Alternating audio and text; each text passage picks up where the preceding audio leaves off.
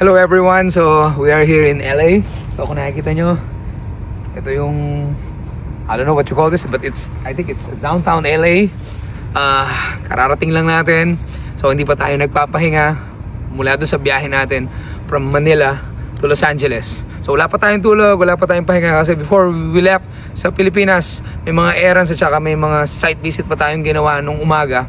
And then, nung evening, yun yung flight pa lang natin. We arrived here at Los Angeles.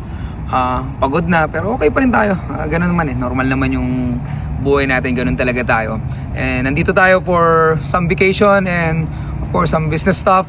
At the same time, may opportunity tayo for some learning. So we grab that opportunity. Ganun naman ako. Pag may opportunity for learning or for new information, we grab it kasi naniniwala ako na learning never stop. So the moment na you stop learning, you're done.